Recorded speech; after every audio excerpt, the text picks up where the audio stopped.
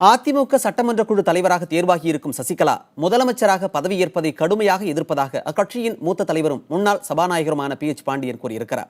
சென்னை அண்ணா நகரில் உள்ள தனது இல்லத்தில் செய்தியாளர்களிடம் பேசிய அவர், மறைந்த முதலமைச்சர் ஜெயலலிதா விரும்பியவாறு அவருடைய சொத்துக்கள் அனைத்தும் மக்களுக்கே வழங்கப்பட வேண்டும் என்றும் தெரிவித்திருக்கிறார். செப்டம்பர் மாதம் 22ஆம் தேதி அந்த வீட்டில் எத்தனை பேர் இருந்தார்கள்? இரவு புரட்சித் தலைவி அம்மா அவர்கள் அப்போலோ ஆஸ்பத்திரிக்கு எடுத்துச் செல்வதற்கு முன்பு வீட்டில் இருந்த சொந்தங்கள் யார் யார், இதை பற்றி எல்லாம் விசாரிக்க வேண்டாமா?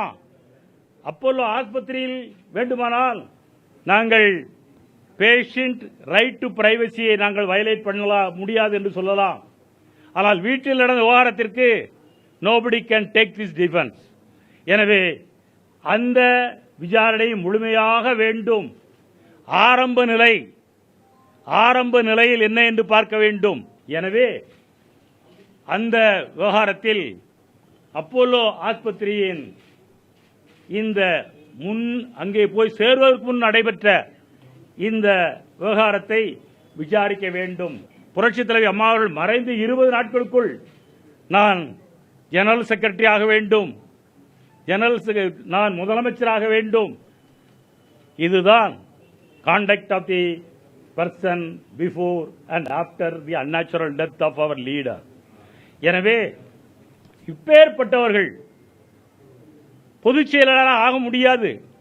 நான் ஒரு கட்சி பதவி கூட நான் பெறமாட்டேன், நான் ஒரு கவுன்சிலர் சீட்டு கூட கேட்க மாட்டேன் என்று அவர் மன்னிப்பு கடிதம் கொடுத்து விட்டு வருகின்றார். ஆனால் முதலமைச்சராக ஆக வேண்டும் என்று இங்கே ஆயத்தங்கள் எல்லாம் நடைபெற்று வேகமாக எம்எல்ஏக்கள் மீட்டிங் எல்லாம் கூட்டப்பட்டு அவர்களால் ஏகமானதாக தேர்ந்தெடுக்கப்பட்டு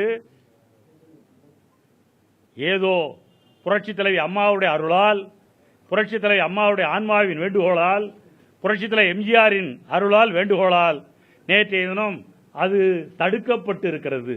எங்களுடைய உரிமைகள் எல்லாம் கபலீகரம் செய்து பொதுச் செயலாளராக ஆவதற்கு இன்றைக்கு திருமதி சசிகலா நடராஜன் முற்படுவதை நான் எதிர்க்கிறேன்.